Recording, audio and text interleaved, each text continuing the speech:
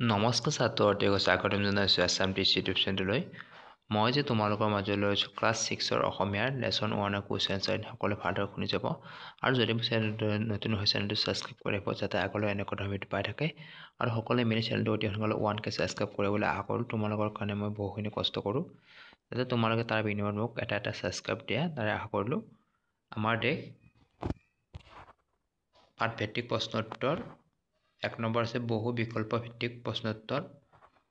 1 number কবিতাটোত আমাৰ দেশৰ মূৰৰ মুকুট বুলি কাৰ কথা কোৱা হৈছে? উত্তৰ হিমালয়ৰ। 2 নম্বৰ কবিয়ে আমাৰ দেশক দেৱভূমিৰ লগত কিয় তুলনা কৰিছে? উত্তৰ পুৰাণ মহাভাৰতত আমাৰ দেশখনক দেৱভূমিৰ বৰ্ণনা কৰাৰ বাবে। 2 নম্বৰ দ্বিতীয় প্ৰশ্নৰ উত্তৰটো কিয় শুদ্ধ বুলি বাছিলা? কাৰণ কবিতাটোৰ শেষত কবিয়ে উল্লেখ কৰিছে পুৰাণত ভাৰত দেৱভূমি বুলি আমাৰ দেশে জিলিকিছে জগতত। এই স্তৱকৰ পৰা স্পষ্ট হৈছে যে কবিয়ে পুৰাণ আৰু মহাভাৰতত ভাৰতক দেৱভূমি বুলি উল্লেখ কৰাৰ বাবে ই উপমা দিছে। 3 নম্বৰ নিচেৰ অৰ্থাৎ তলৰ প্ৰশ্নবোৰ উত্তৰ দিয়া। ক নম্বৰ কবিয়ে কোন ঠাইত অৰুণ উদয় হয় বুলি উল্লেখ কৰিছে? উত্তৰ হিমালয় গিৰিৰাজত। খ নম্বৰ কবিয়ে অমৃত ধাৰা ক'ত বৈছে বুলি কৈছে? উত্তৰ অসম মাতৃৰ বুকুত।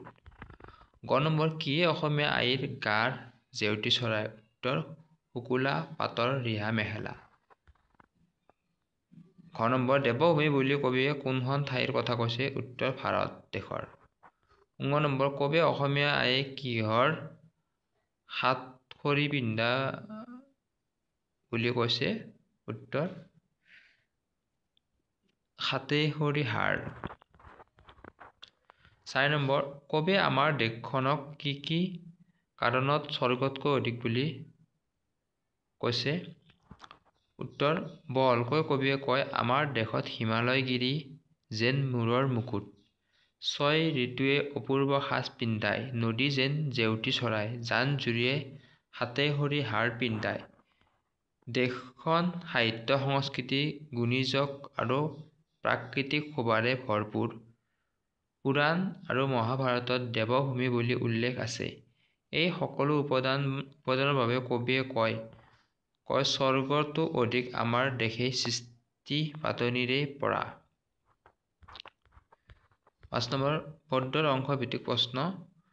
পাতকায়ে মেলে কলা চুলি তাৰি অৰুণ উদয় তাত চৰণ দুখনি দিয়ে ৰিহাখনি গাত লুইতে পখালি। ক নম্বৰ কলা চুলি তাৰি কোনে মেলে বুলি কৈছে? উত্তৰ পাতকাই পৰ্বত। খ নম্বৰ লুইতে কাৰ চৰণ দুখনি পখালি দিয়ে বুলি কৈছে? উত্তৰ অৰুণৰ অৰ্থাৎ সূৰ্যৰ। গ নম্বৰ ৰিহাখনি বুলি কিহৰ কথা কৈছে? উত্তৰ দেশমাতৃৰ গাত পিন্ধা ৰিহাৰ দৰে সূৰ্যৰ পোহৰ। 6 নম্বৰ মিলোৱা ক অংকৰ সৈতে খ অংশ। ক অংশ খ অংশ আৰুকত গিৰি আছে শোভা কৰি আচলত নাচে তৰা, পৰ্বত পাহাৰ আদি দেশমাতৃৰ অলংকাৰ স্বৰূপ।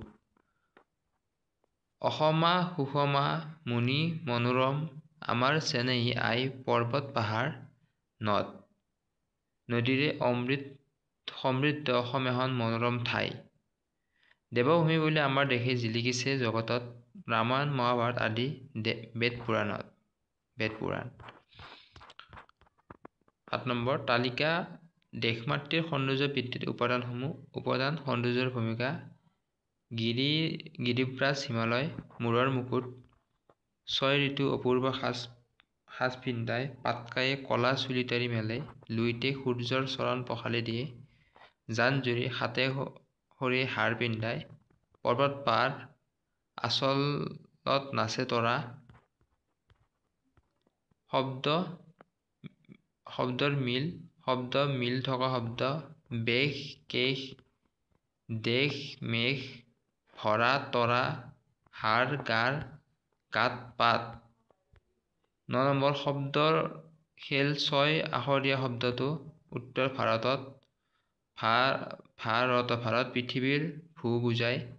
ত মানে সুন্দৰী, ৰ আৰু ৰত মাখন। বাক্য ৰচনা অপূৰ্ব, হিমালয়ৰ সৌন্দৰ্য অপূৰ্ব। অৰুণৰ উদয় পূব দিশৰ পৰা হয়। মনোহৰ, আমাৰ দেশৰ দৃশ্য মনোহৰ। জেউতী ৰিহা মেখেলাই জেউতী চৰাই। চেনেহী, অসম আমাৰ চেনেহী আই। আলফুল, 6 ঋতু আহি আলফুল কৰি সাজ পিন্ধায়।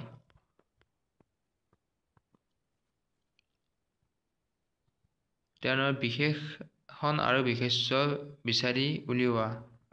বিশেষণ বিশেষ্য অপূৰ্ব সাজ, মনোহৰ ৰূপ, সুমধুৰ নাম, চেনেহী আই, অমৃত ধাৰা।